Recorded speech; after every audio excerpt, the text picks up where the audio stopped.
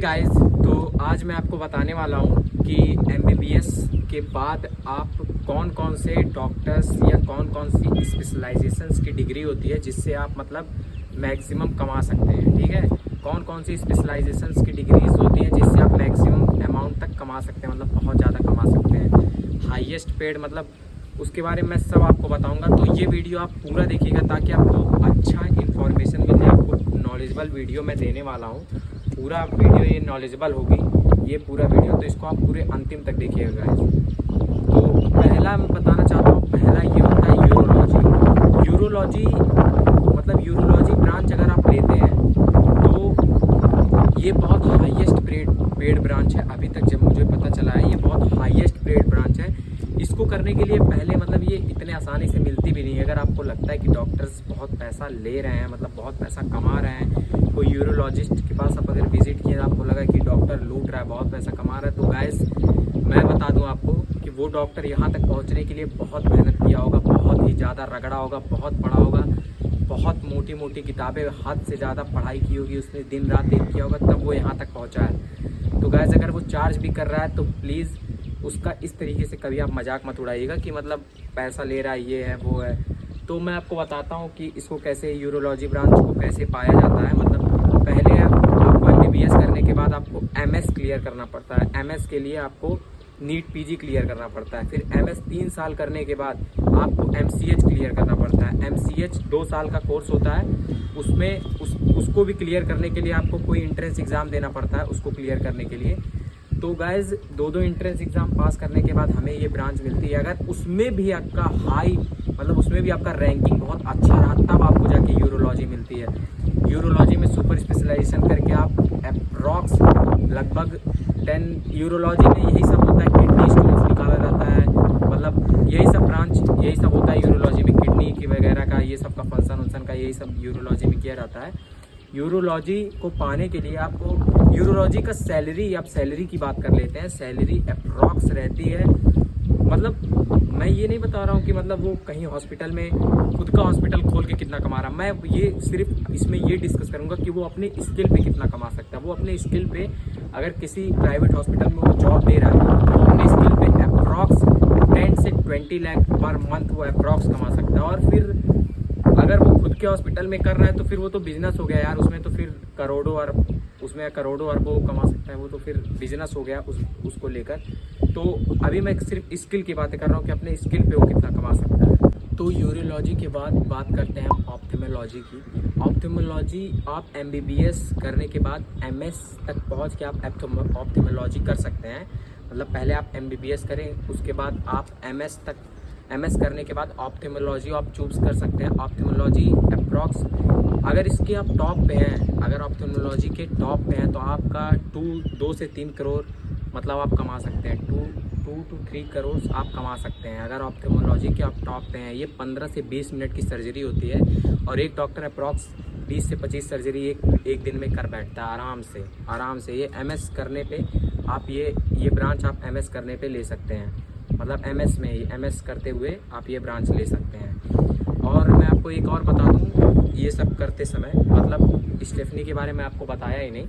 जैसे कि अगर आप जैसे एमबीबीएस करने के बाद जब आप एमएस करते हैं तो आपको अप्रॉक्स 45 से 70 हज़ार की स्टेफनी मिलती है एमएस करते हुए।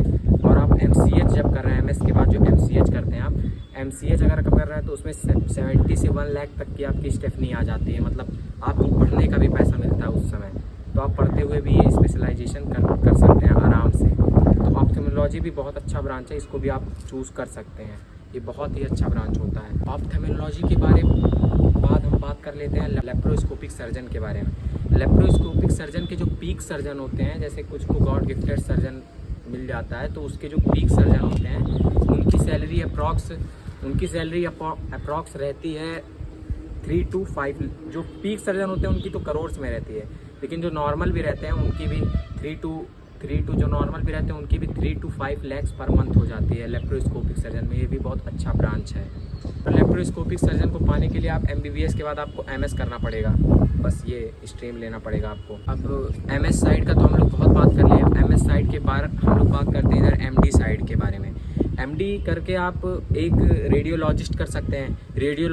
का मतलब उतना नहीं मिलता है। मतलब रेडियोलॉजिस्ट जो रहते हैं, मैं आपको ये ब्लैक वाला नहीं बता रहा हूँ, बहुत डॉक्टर्स का टाई अप रहता है, मतलब बड़े बड़े वहाँ पे रेडियोलॉजी के पैथोलॉजी मतलब ये सब टाई अप रहता है, तो वहाँ पे भी उनको पैसा मिल जाता है। लेकिन रेडियोलॉजिस्ट का अगर आप नॉर्मल सैलरी देखेंगे तो उसका रहता है approx 3 to 5 lakhs per month, वो नॉर्मल बना लेते हैं, मतलब अपने स्किल के आधार पर 3 to 5 lakhs।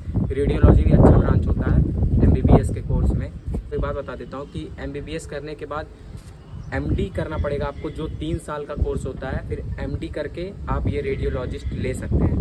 अब रेडियोलॉजिस्ट के बाद मैं आपको बताता हूँ डर्मेटोलॉजिस्ट के बारे में। डर्मेटोलॉजिस्ट आजकल बहुत फैशन है कि स्किन ग्लोइंग त्वचा सबको चाहिए, तो इसका भी बहुत ज़्यादा डिमांड चल रहा है आजकल। तो आप ये भी कर सकते हैं स्किन ग्लोइंग डर्मेटोलॉजिस्ट। इसका भी सैलरी आजकल बहुत हाई चल रहा है, सब लोग चाहते हैं, दाग धब्बे लेज़र के टेक्निक से हटा दे रहे हैं, तो ये भी इसका भी बहुत डिमांड चल रहा है आजकल मार्केट में। तो आप ये वाला ब्रांच भी ले सकते हैं, बहुत अच्छा होता है डर्मेटोलॉजिस्ट। इसको भी आप MD करके उठा सकते हैं, मतलब MBBS करने के बाद आपको एक एंट्रेंस देना पड़ेगा, फिर MD करेंगे, फिर इसको आप उठा लेंगे आराम से।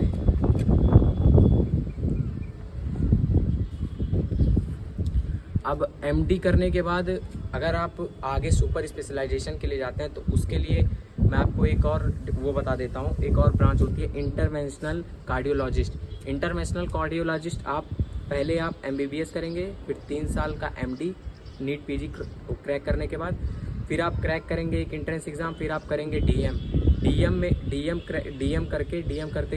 करने के बाद आप इंटरवेंशनल कार्डियोलॉजिस्ट के लिए कर सकते हैं। इंटरवेंशनल कार्डियोलॉजिस्ट करने के लिए भी आपको 2 साल और उसके लिए प्रैक्टिस करनी पड़ेगी। हार्ट का बीमारी आज देख रहे हैं कॉमन है, बहुत ज़्यादा कॉमन हो चुका है अपने इंडिया में हार्ट की बीमारी, तो इसमें भी बढ़िया स्कोप बन जाता है, इसमें भी कमाई अच्छी खासी हो जाती है। 10 to 15-20 लाख आप केवल अपने स्किल के आधार पर आराम से ईजिली कमा सकते हैं, बहुत ही ईजी वे में। तो ये भी बहुत अच्छा ब्रांच हो जाता है अपने आप में, इसको भी आप ले सकते हैं। अब इसके बाद हम लोग बात कर लेते हैं इंडोक्राइनोलॉजिस्ट के बारे में। इंडोक्राइनोलॉजिस्ट में आप आराम से बहुत अच्छी सैलरी होती है, क्योंकि इसमें डायबिटिक्स पेशेंट्स को इंक्लूड मतलब इसमें ठीक किया जाता है। तो आप जानते हैं कि 2025 तक एस्टिमेशन लगाया गया है कि हर 4 में से 1 बंदा डायबिटिक होगा। तो डायबिटिक के आप जान ही रहे, अगर इतने पेशेंट रहेंगे डायबिटिक के, तो आप आराम से इसमें अच्छी खासी आप कमाई कर सकते हैं बहुत ही ईजी वे में। तो इसमें भी कमाई हो जाती है आपकी 10 to 15 लाख 20 लाख आराम से कमा सकते हैं ईजी वे में आप। इंडोक्राइनोलॉजिस्ट बहुत ही अच्छा ब्रांच होता है ये भी। इसके बाद एक और ब्रांच होता है न्यूरोसर्जन। इसमें है न्यूरोसर्जन। अब न्यूरोसर्जन में भी आप बहुत अच्छे से कमा सकते हैं, मतलब इसमें भी सैलरी बहुत हाई रहती है, बहुत अच्छी रहती है। लेकिन गाइस इसमें मैं बता दूं आपको, इसमें ग्रिलिंग बहुत ज़्यादा होती है, इसमें बहुत ज़्यादा पढ़ना पड़ता है, इसमें स्टडी बहुत ज़्यादा करनी पड़ती है आपको। तो ये ब्रांच आपको बहुत पढ़ना पड़े आपको ये ब्रांच लेने के लिए, मतलब बहुत ही ज़्यादा ग्रिलिंग होती है। तो गाइस अगर आपको ये वीडियो पसंद आई तो लाइक, सब्सक्राइब और शेयर कर दीजिएगा। ये वीडियो नॉलेजेबल लगी हो तो जो अपने पेरेंट्स को ये दिखाइए, फिर अपने डिस्कस करिए अच्छे से। Thank you.